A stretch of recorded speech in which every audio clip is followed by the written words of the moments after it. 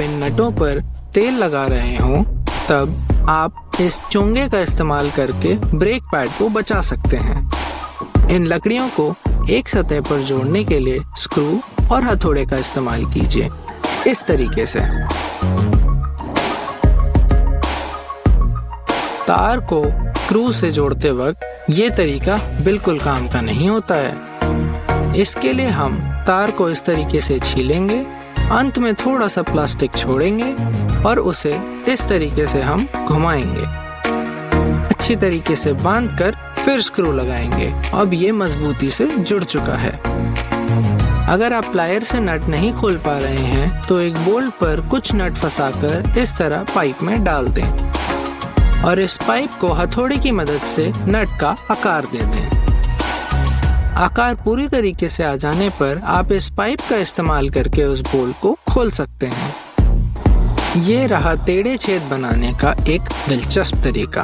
पहले 3 छेद कर लीजिए जिससे आप अगली लकड़ी को जोड़ने वाले हैं। अब यहाँ पर बिना किसी फिक्र के आसानी से सारे स्क्रू बैठा लीजिए। अपने अगले प्रोजेक्ट में हम बनाने वाले हैं ईंटें उठाने का एक उपकरण। इससे आपका काम बहुत आसान होने वाला है। लोहे की कुछ पट्टियों को इस तरह प्लायर से जोड़ लीजिए और एक छोटे हिस्से को उसके दांत पर इस तरह वेल्ड कर लीजिए।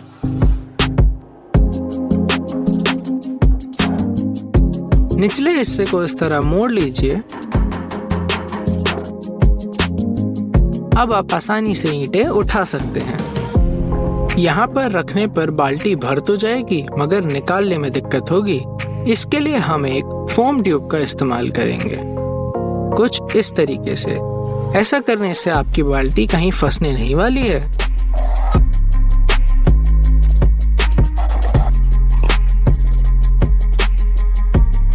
अब हम बनाने जा रहे हैं एक सैंड ब्लास्टर। इसके लिए मेटल ट्यूब पे एक तरफ छेद कर लीजिए और दूसरे हिस्से को चपटा। 2 बोतल की ढक्कन लीजिए और उन पे इस तरह चिन्ह बनाकर काट लीजिए। इनका नाप उस पाइप के जितना होना चाहिए ताकि वो आसानी से बैठ जाए। अब दूसरी बोतल के ढक्कन पर इस तरह छेद करके पहली बोतल के ढक्कन से जोड़ लेंगे।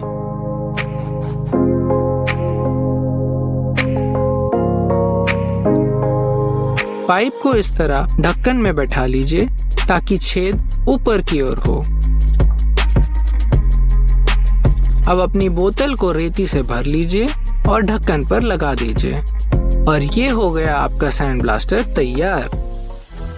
अगर आपकी गोंद की बोतल के ढक्कन गुम हो चुके हैं तब आप प्लास्टिक के लंगड़ का इस्तेमाल करके उन्हें बंद कर सकते हैं।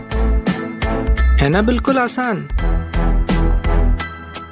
इसे कहते हैं मार्लिन स्पाइक हिंज। इससे हम बनाएंगे एक सीढ़ी, रस्सी वाली सीढ़ी। 3 लूप बनाएंगे और बीच वाले को पीछे की ओर मोड़ देंगे। ये काफी भरोसेमंद होता है। इसे खोलने के लिए सिर्फ निकालिए, ये खुद ही खुल जाएगा। अब हम अपने सोल्डरिंग आयरन में थोड़ी फेरबदल करेंगे। इसकी नोक ऐसे काट लीजिए और शिकंजे में रखकर इस पे एक खांचा बना लीजिए आरी से, कुछ इस तरह। अब हम अपने ब्लेड को इस तरह काटेंगे जिस तरीके से वो हमारी सोल्डरिंग आयरन पर बैठ जाए। अब करिए सोल्डरिंग आयरन चालू और शुरू कर लीजिए अपनी कटाई। है ना आसान। अब हम बनाएंगे अपने स्क्रू ड्राइवर के लिए एक हैंडल। इसके लिए हमें लगेगा बेकिंग सोडा और ग्लू स्टिक्स। इन ग्लू स्टिक्स और बेकिंग सोडा को एक साथ हीट गन से गर्म कर लीजिए। गर्म करते हुए सोडे की मात्रा बढ़ा सकते हैं। इसे अच्छे से गूंद लीजिए तब तक जब तक एक गाढ़ा पेस्ट तैयार हो जाए। अब इस पेस्ट को अपनी रॉड पर रखकर अपने हाथों से अपने लिए एक हैंडल बना लीजिए ठंडा होने से पहले। टेप टूट गया है तो उसके छेद को एक सामान्य आकार दीजिए और फिर एक टुकड़े को अंदर इस तरह रस्सी और गोंद की मदद से लगा दीजिए और उसके ऊपर एक नया पाइप लगाकर गोंद लगा दीजिए। आइए ऑयल फिल्टर को खोलते हैं। निचले हिस्से को काटेंगे, जिसके साथ हम काम करना जारी रखेंगे। इसके दो हिस्से अलग करते हैं और फिर एक वेल्डिंग मशीन के साथ स्क्रू वेल्ड करते हैं। अब हम उभरे हिस्सों को काटेंगे और प्रत्येक स्क्रू पर कई छोटे निशान बना लेंगे। हम ग्राइंड डिस्क की जगह इस आविष्कार को यहाँ पर लगाएंगे और ये हुआ तैयार। इस तरह आपको मिलता है एक ग्राइंडर जो न केवल लकड़ी बल्कि कीलों को भी आसानी से संभाल सकता है। रस्सी को लकड़ी पे बांधने के लिए उसे इस तरह घुमाकर वॉशर और स्क्रू से बैठा दीजिए। इस तरीके का आप तारों के साथ भी इस्तेमाल कर सकते हैं, कुछ इस तरह। कंक्रीट के साथ काम करते वक्त प्लास्टिक का लंगर अच्छा काम नहीं करता है। ऐसे समय पर आप स्टील के लंगर का इस्तेमाल करें। दो पट्टों को मजबूती से बांधने के लिए आपको केवल साधारण तार और एक पेचकस की आवश्यकता होगी। तार से दो लूप बनाएं, एक बड़ा और एक छोटा। निम्न अनुसार पट्टों के चारों ओर घुमाएं और एक पेचकस के साथ पेंच करें और बस सब कुछ तैयार। अब हम आपको दो पाइपों को आपस में जोड़ना सिखाएंगे। एक सामान्य रस्सी लीजिए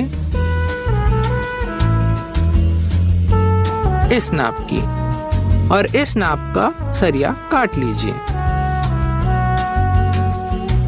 सरिये पर निशान बनाते हुए उसे इस तरह मोड़ लीजिए और ये मोड़ पाइप के नाप का होना चाहिए।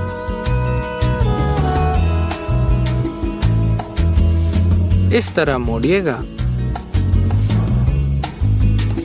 अब इसमें वापस पाइप को बैठा लीजिए और लगाइए नट और कस लीजिए। मजबूत। तार जोड़ने का ये आसान तरीका। दोनों तारों को इस तरह छील लीजिए और फिर घुमाकर इस तरह बांध लीजिए। अब ऊपर से बिजली टेप लगाइए और तैयार।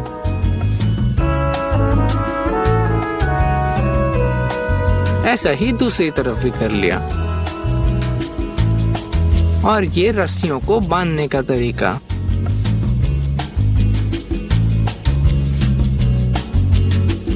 दो पट्टों को आपस में जोड़ने का तरीका। एक त्रिकोण और दो छोटे पत्तों की मदद से हम एक यंत्र बनाएंगे।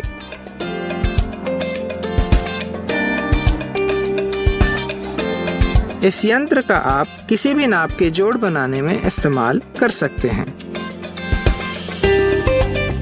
ये देखिए। चलो पहले इस खींचे गए निशान को काटेंगे। अब इसका गोला बनाते हैं और इस गोले को निकाल लेंगे।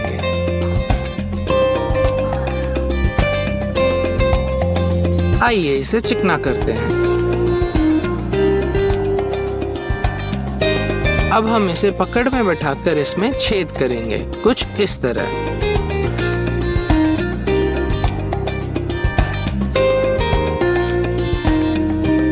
छेद में बैठाएंगे एक बोल्ट और दूसरे टुकड़े को इस तरह तैयार कर लीजिए।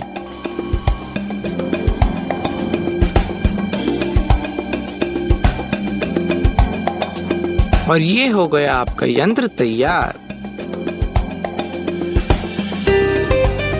ये देखिए। एक सरिया लेकर हम उसे पकड़ में फंसाएंगे और फंसाकर इस तरह आकार दे देंगे। देखते रहिए।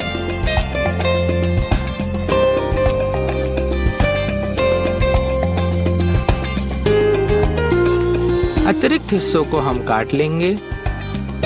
अब लकड़ी में इस तरह निशान लगाकर खांचे बना लीजिए और एक सरिये को इस तरह लगा दीजिए और इन्हें यहाँ नट बोल्ट और क्लैंप लगाकर कस दीजिए।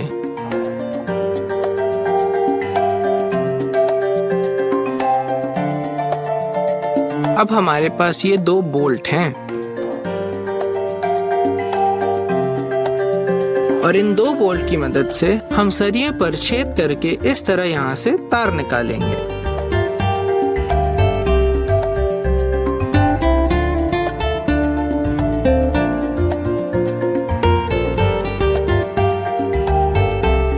और इस तार को अच्छी तरह कस लेंगे। और ये रहा आसानी से घास काटने का उपकरण। बोल्ट निकालने में मुश्किल हो रही है तो आप उस बोल्ट पे एक नट वेल्ड कर सकते हैं और उसे आसानी से घुमाकर निकाल सकते हैं। प्लास्टिक पाइप को इस तरह निशान लगाकर तीखी नोक का काट लीजिए। एक बोतल के ढक्कन पर छेद कर लीजिए और बाहरी हिस्से पर पाइप को गोंद की मदद से चिपका लीजिए। ढक्कन पर छेद करना मत भूलिएगा। अब इस ढक्कन को बोतल पे पानी भरकर लगा लीजिए और तैयार। अब आपके पौधे प्यासे नहीं रहेंगे। अगर आपको एक ऊंचाई के दो पट्टों को आपस में जोड़ने की आवश्यकता है तो आप एक छोटे टुकड़े में कील लगाइए, फिर उसको बीच में रखकर इस तरह निशान बना लीजिए। इन निशानों पे छेद कर लीजिए।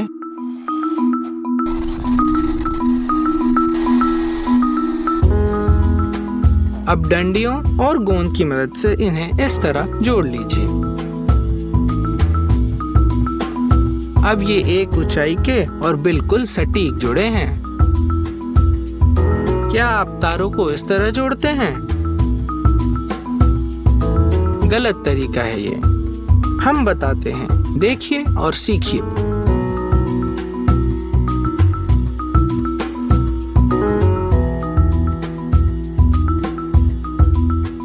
है ना मजबूत? अब हम सीखेंगे स्विच लगाना। इस तरह तार को काट लीजिए और इन कटे हिस्सों को छीलकर स्विच पे लगा दीजिए।